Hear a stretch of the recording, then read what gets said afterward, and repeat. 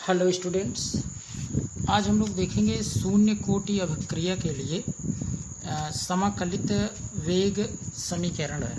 ठीक, तो देखिए देख लेते हैं। जैसे यहाँ हम लोग जीरो ऑर्डर के लिए यहाँ जानेंगे, जीरो ऑर्डर के लिए यहाँ हम लोगों को जानना है। तो जीरो ऑर्डर के लिए समाकलित वेग समीकरण अगर हमें प्राप्त करना है तो सबसे पहले एक इक्वेशन लिख लेते हैं। ठीक, जैसे इक्वेशन अगर हम लोग यहाँ लिख रहे हैं, यहाँ हम लोग जीरो ऑर्डर के लिए समाकलित वेग समीकरण जानेंगे। ठीक, तो देख लेते हैं। देखिए जैसे यहाँ हम लोग मान लेते हैं कि ये ले लेते हैं रिएक्टेंट ए, और रिएक्टेंट ए से क्या बन रहा है, प्रोडक्ट। रिएक्टेंट ए से क्या बन रहा है, प्रोडक्ट। अब देखिए ज़रा समझिए, यहाँ पर क्या होगा कि ये रिएक्शन जब t बराबर जीरो है, जब t बराबर जीरो है तो ए की सांद्रता यहाँ ए नाट मान लीजिए। ठीक, ए नाट। और जब कुछ समय बाद यानी आफ्टर टाइम t क्या होगा, आफ्टर टाइम t यह इसकी सांद्रता कुछ न कुछ चेंज हो जाएगी। तो इसको हम लोग AT से लिख देते हैं, AT से। ठीक, और प्रारंभ में प्रोडक्ट कुछ नहीं बनता, और बाद में जब कुछ समय बीत जाता है, यानी कि जैसे 1 सेकंड 2 सेकंड कुछ समय बाद, तब यहाँ पर कुछ न कुछ प्रोडक्ट बनता है। तो इसी को हम लोग दो तरीके से लिख सकते हैं, इसके रेट को। देखिए शून्य कोटि अभिक्रिया के रेट को हम लोग कुछ इस तरीके से लिख सकते हैं। एक तो दिखा सकते हैं, देखिए डिफरेंशियल रेट, रेट आप ऐसे दिखा सकते हैं, rate is equal to minus D A का कंसंट्रेशन अपॉन डी टी, ये लिख देंगे। और दूसरा आप लिख सकते हैं रेट, यानी वेग नियम से आप लिख सकते हैं के इंटू ए का कंसंट्रेशन का पावर जीरो। ठीक, ये लिख सकते हैं। और हम लोगों को ये भी पता है कि अगर किसी का पावर जीरो होता है, यानी अगर आप इसको चेक करें, अगर इसका पावर आप जीरो कर देंगे, इसका पावर यहाँ जीरो कर रहे हैं, तो इसका वैल्यू कितना हो जाएगा, 1 हो जाएगा। तो केवल के बचेगा, केवल क्या बचेगा, के बचेगा यहाँ पर। ठीक, केवल के ही बच रहा है। तो अब दोनों रेट का वैल्यू जो है वो तो आप देख ही रहे हैं कितना है, वो एक दूसरे के इक्वल हो जाएगा। तो हम लोग लिख सकते हैं ये इतना बराबर इतने के, यानी कि ये बराबर जो होगा वो केवल के होगा, क्योंकि ये कंसंट्रेशन ऑफ ए रिएक्टेंट का जो वैल्यू है जीरो ऑर्डर के लिए वो 1 आएगा। 1 को मल्टीप्लाई के में करेंगे तो के ही बचेगा। तो हम लोग इसी को ए इतना बराबर के लिख सकते हैं। तो वही देखिए यहाँ लिख रहे हैं, यहाँ देखें इस पेज पर। तो हम लोग लिख सकते हैं minus D A upon D T is equal to K लिख सकते हैं, है ना। ये तो लिख ही सकते हैं। अब आप इस माइनस चिन्ह को, ये वाला जो आप माइनस चिन्ह देख रहे हैं, यहाँ देखें ये माइनस चिन्ह, और ये डी टी इस के पास लेके चले जाइए, है ना, सब दाहिनी ओर। तो लिख सकते हैं आप इसको डी ए का कंसंट्रेशन इज इक्वल टू, यही माइनस भी आप, इस माइनस को भी आपने दाहिनी ओर ले लिया, डी टी को भी दाहिनी ओर ले लिया, तो माइनस के डी टी मिल गया। ठीक, इसको आप इक्वेशन नंबर 1 मान सकते हैं। ठीक, अब देखिए ज़रा समझिए, दोनों तरफ आप इसका क्या ले लीजिए, आप इसका अब समाकलन कर लीजिए। तो दोनों तरफ अगर आप समाकलन कर लेते हैं, इसी में कर दे रहे हैं समाकलन। देखिए यहाँ समाकलन आप कर लेंगे, ये कांस्टेंट को बाहर रखिए, समाकलन आपने कर लिया दोनों तरफ। तो अब आपका क्या मिलेगा, ये ए का कंसंट्रेशन जो है, ए का कंसंट्रेशन आप इसका मॉड लगा दीजिए। अब ये देखिए, अभी आपने यहाँ क्या देखा था, यहाँ देखिए, यहाँ आपने क्या देखा था कि जब T0 था, जब T0 था तब उस समय कंसंट्रेशन क्या था, A0, और जब टाइम T पर कितना हुआ, AT हुआ। तो ये इसी का कंसंट्रेशन पर इसका मॉड लगाना है और टाइम पर इसका मॉड लगाना है, ठीक है। तो कंसंट्रेशन पर A0 से AT जा रहा है और टाइम 0 से T पर जा रहा है। तो वही हम लोग यहाँ अब देखिए करने वाले हैं। तो यहाँ A0 है, ये A0 से AT जा रहा है, ठीक, बराबर देखिए आप यही लिखेंगे क्या। अब यहाँ माइनस के तो वैसे ही रहेगा, केवल यहाँ पर जो टाइम है ये इसी का आप मॉड लगा दीजिए। और कितना से कितना जा रहा था, 0 से टाइम T तक जा रहा था ना। अब आपको पता है ये कि अपर लिमिट देखिए, upper limit minus lower limit A0 है। तो AT minus A0 is equal to क्या आ गया, माइनस के, और T माइनस 0 लिखेंगे तो T ही बचेगा। जैसे यहाँ T माइनस 0 आप ऐसे लिखेंगे तो T में से 0 निकालेंगे तो क्या बचेगा, T ही बचेगा। तो यही आप लिखेंगे AT minus A0 is equal to minus KT, minus क्या बचा, KT। अब इसी को आप जैसे शेष बची सांद्रता अगर आप पता करते हैं तो AT इज इक्वल टू आप क्या लिखेंगे, ज़रा समझें। AT इज इक्वल टू आप क्या लिखेंगे यहाँ, तो आप लिखेंगे AT is equal to minus KT, और ये इस माइनस A0 को आप इधर लाएंगे तो यहाँ माइनस इधर आएगा तो प्लस हो जाएगा, प्लस A0। ये ध्यान दीजिए, यही आपका समाकलित वेग समीकरण है 0 ऑर्डर के लिए, ठीक। किसके लिए है ये, 0 ऑर्डर के लिए। अब हम लोग क्या करते हैं, इस पर ग्राफ खींच लेते हैं। AT is equal to minus KT, AT is equal to minus KT plus A0 पर हम लोग क्या करेंगे, ग्राफ खींच लेते हैं, ठीक। तो इसको हम इरेज कर लेते हैं और प्लेस बना लें। तो देखिए हम लोगों ने क्या किया कि यही समीकरण अभी हम लोगों ने प्राप्त किया। तो ये समीकरण क्या है, शून्य कोटि अभिक्रिया के लिए यही समीकरण आपका क्या हो गया, यही समाकलित वेग समीकरण हो गया। अब इस पर अगर ग्राफ खींचना होता है तो ग्राफ कैसे खींचते हैं, ज़रा इसको देखिए।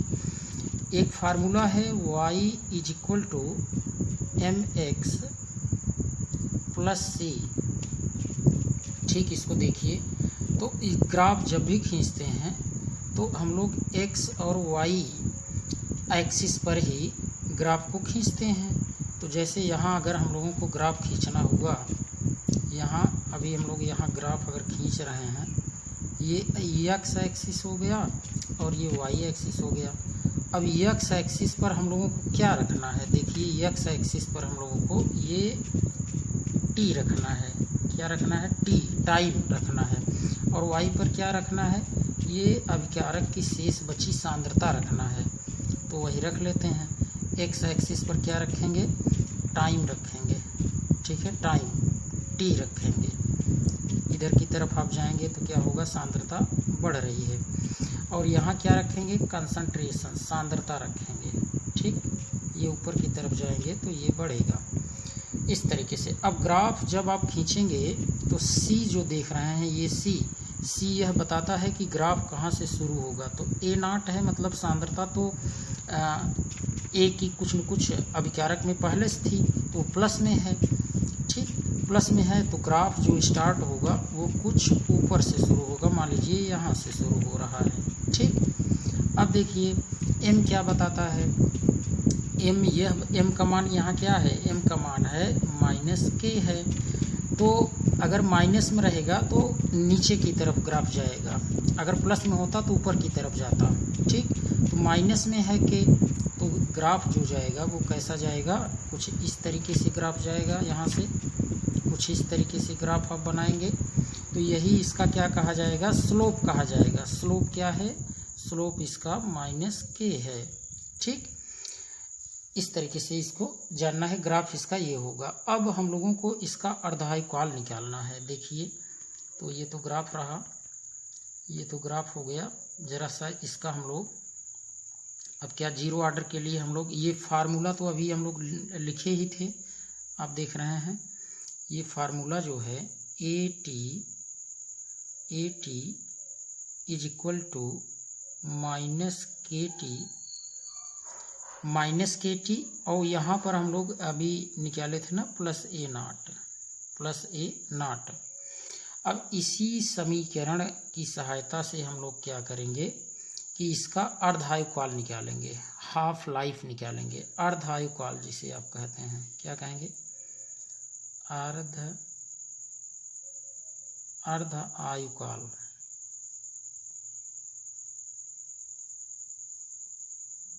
अर्धायुकाल निकालेंगे, जिसे आप टी हाफ से लिखते हैं, टी हाफ। ठीक, अर्धायुकाल निकालेंगे। तो अब देखिए, आपको इसमें थोड़ा सा रीअरेंज करना पड़ेगा।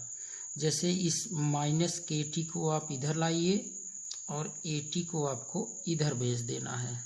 ठीक है, ए टी को आपको दाहिनी ओर ले जाना है, माइनस के टी को बाईं ओर लाइए। माइनस के टी को बाईं ओर लाएंगे तो प्लस के टी हो जाएगा।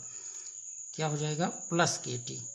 तो देखिए, प्लस के टी यहाँ हो जाएगा, तो यहाँ लिख दे रहे हैं प्लस के टी, यानी के टी इज इक्वल टू क्या हुआ, यही इधर तो देख रहे हैं ए नॉट बचा ही है, ये ए नॉट बचा ही है। ए टी को आप ले जाइए दाहिनी ओर, ए नॉट तो बचा ही है, आपको क्या ले आना है, इधर ले आना है आपको, ये ए टी लाना है। इस ए टी को लाएंगे तो ये प्लस में है, उधर आएगा तो माइनस में हो जाएगा। तो यहाँ आप लिखेंगे माइनस ए टी। ठीक, ये लिखेंगे। अब ये याद रखना है थोड़ा सा कि जब टी, देखिए अब ये इसी की सहायता से अभी हम लोगों को निकालना है। इसमें हम लोगों को टी बराबर यहाँ अभी टी हाफ रखना होगा। टी बराबर क्या रखेंगे, टी हाफ रखेंगे। तो अभी टी बराबर पहले लिख लेते हैं, फिर टी हाफ, टी के स्थान पर टी हाफ कर लेंगे। टी बराबर लिख सकते हैं ए naught minus A T upon ये के। ठीक, ये के आ जाएगा यहाँ। तो अभी इसी समीकरण में हम लोग क्या करेंगे कि ये वैल्यू पुट करेंगे। कौन सी वैल्यू पुट करेंगे, हम लोग ये देखिए, ये वैल्यू पुट करेंगे जब, यहाँ समझिए, जब टी बराबर 0 था, मतलब अब क्रिया शुरू नहीं हुई थी, तो उस समय ए की सांद्रता कितना थी, ए नॉट थी, ये तो पता है ए नॉट थी। और उसी समय जब देखिए कुछ समय हुआ, यानी कि टी बराबर यहाँ टी हाफ पर हमें लेना है। टी बराबर कितना लेना है, टी हाफ, ये टी है, टी हाफ। तब उस समय यह कितना था, ए टी जो है, ए टी बराबर क्या रखेंगे, ए नॉट बाई 2 रखेंगे। ठीक, यही याद रखना है कि ए टी के स्थान पर अभी क्या रखेंगे, ए टी के स्थान पर ए नॉट बाई 2 रखना है। ठीक, ये क्लियर हुआ, यहाँ पर रखना है यहाँ। तो इसी में अभी हम लोग इसी समीकरण में रख लेते हैं। अब देखिए कैसे रखेंगे, इस समीकरण को जरा याद किए रहिए, अभी नीचे लिख रहे हैं टी इज इक्वल टू, देखिए टी इज इक्वल टू क्या है, टी इज इक्वल टू यहाँ पर ए naught minus A T upon के है। तो ए टी के स्थान पर हम लोगों को क्या रखना है, ए टी के स्थान पर ए नॉट बाई 2 रखना है। यही अभी हम लोग कहाँ रखेंगे, यहाँ रखेंगे, ठीक। और यही अभी इक्वेशन नीचे लिख रहे हैं, T is equal to A naught minus A naught by 2 upon K. तो इसको देखिए यहाँ लिख रहे हैं, टी के स्थान पर इतना याद रखना है कि ये टी के स्थान क्या रखेंगे, टी हाफ, ठीक। यानी इस टी के स्थान पर क्या रखेंगे, ये जो टी देख रहे हैं टी हाफ रखेंगे। तो टी के स्थान पर रख ले रहे हैं, टी के स्थान पर टी हाफ रख ले रहे हैं, इज इक्वल टू, यहाँ तो आप देख ही रहे हैं ना कि ए नॉट है, ए नॉट तो यहाँ है ही, तो A naught minus A naught by 2, A naught minus A naught by 2, तो A naught minus A naught by 2 और पूरे के बटे क्या है, के है, पूरे के बटे के है, आप ये देख ही रहे हैं यहाँ पर, है कि नहीं। देखिए यहाँ पर के तो है ही ना, केवल इसी ए टी के स्थान पे हम लोगों को क्या रखना है, हम लोगों को यहाँ रखना है ए नॉट बाई 2 रखना है, ठीक। तो वो तो रख चुके यहाँ पर। अब इसी को सॉल्व करिए, इसको सॉल्व करेंगे तो आप जान रहे हैं कि यहाँ तो बटे 1 लिख सकते हैं, हर बराबर करेंगे तभी ये घटेगा, तो हर बराबर करने के लिए यहाँ 2 का गुणा कर दीजिए, 2 का गुणा, और यहाँ भी 2 का गुणा कर देंगे। तो क्या हुआ, अब देखिए यही तो बन रहा है कि T half is equal to, T half is equal to, यहाँ 2a naught minus A naught by 2, यही दोनों का हर बराबर है बाई 2, और फिर पूरे का बटे के, पूरे का बटे आप क्या करेंगे यहाँ, अब पूरे का बटे के करेंगे। तो अब आप इसको अभी घटा लीजिए, देखिए क्या मिल रहा है। अब तो 2a नॉट से ए नॉट निकालेंगे तो ए नॉट बाई 2 मिल रहा है, ए नॉट बाई 2 मिल रहा है, और पूरे का बटे क्या है, पूरे का बटे के है, पूरे का बटे के है। तो बस अब आप समझ गए होंगे कि T half is equal to क्या आने वाला है, टी हाफ, यहाँ देखिए, तो T half is equal to आने वाला है यही ए नॉट, और ये तो 2 नीचे चला आएगा, है ना, तो आप लिखेंगे ए नॉट बाई 2 के, ए naught by 2 K, T half is equal to कितना आया, T half is equal to A naught by 2 K आया। यही अर्धायुकाल है, यही क्या है, अर्धायुकाल है। तो इस तरीके से अभी फिर से एक बार इसको समझिए कैसे है, देखिए पुनः समझ लीजिए। यहाँ से इसी फार्मूले में हम लोगों को रख करके टी हाफ निकालना है। तो अर्धायुकाल निकालने के लिए, अर्धायुकाल क्या होता है जान रहे हैं, किसी भी अभिक्रिया को, शून्य कोट पढ़ रहे हैं यहाँ, तो शून्य कोट अभिक्रिया को पूर्ण होने में जितना समय लगता है उस समय का आधा, उस समय के आधे समय को हम क्या कहेंगे, अर्धायुकाल कहेंगे, टी हाफ, ठीक।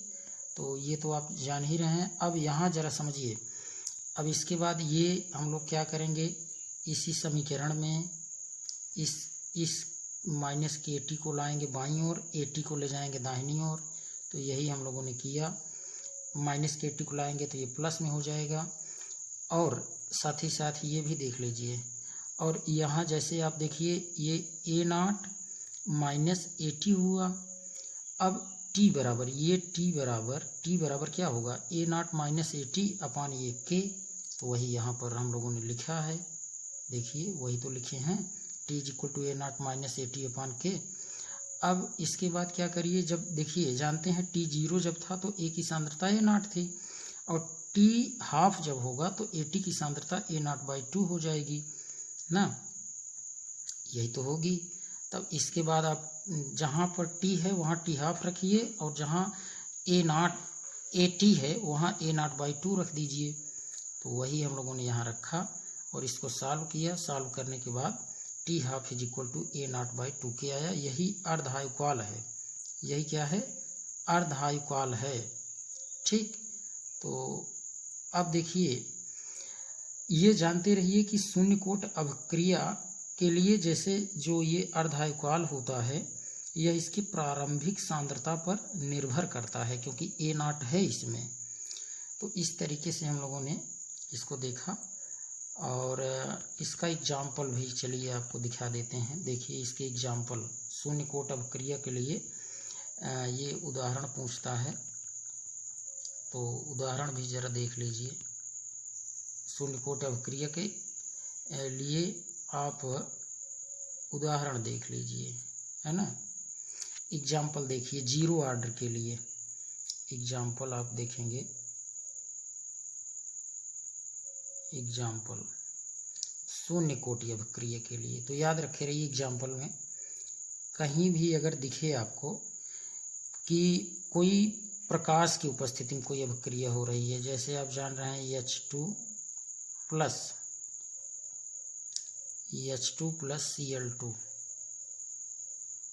ये सनलाइट के प्रेजेंस में होती है, H न्यू लिख देते हैं, तो 2HCl बनता है। तो ये जानते रहिए कोई भी अभिक्रिया अगर सूर्य प्रकाश में हो रही है, सूर्य प्रकाश की उपस्थिति में हो रही है, तो वो क्या हो जाएगी, वो अभिक्रिया शून्य कोट की अभिक्रिया कहलाएगी। और एक बात याद रखिए, दूसरा एग्जाम्पल समझिए, अगर कहीं भी कोई अभिक्रिया जैसे NH3 है, ठीक, अपघटन इसका हो रहा है कोई किसी ठोस धातु की उपस्थिति में, जैसे आप जानते हैं इसका अगर आप करेंगे, इसका अपघटन अगर आप कर रहे हैं, जैसे जानते हैं निकिल या आयरन की उपस्थिति में, ठीक है, निकिल या आयरन की उपस्थिति में कर रहे हैं, हीट करके इसे आप अपघटन याद रखिए, तो N2 और साथ में H2 बनता है ना। इसे बैलेंस कर लेंगे।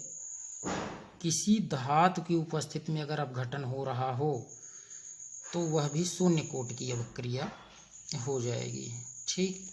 इसको थोड़ा सा माइंड में रखे रहेंगे। इसके अलावा कोई अभिक्रिया अगर एंजाइम की उपस्थिति में हो रही हो, किसकी उपस्थिति में, एंजाइम की उपस्थिति में अगर हो रही हो, एंजाइम की उपस्थिति में अगर कोई अभिक्रिया हो रही है, तब भी उसे हम लोग क्या कहेंगे, है ना, कोई भी अभिक्रिया in the presence of enzyme, enzyme की उपस्थिति में अगर हो रही है कोई भी अभिक्रिया एंजाइम की उपस्थिति में, तो वह भी शून्य कोट की अभिक्रिया कहलाएगी, ठीक है, इसको याद रखना है।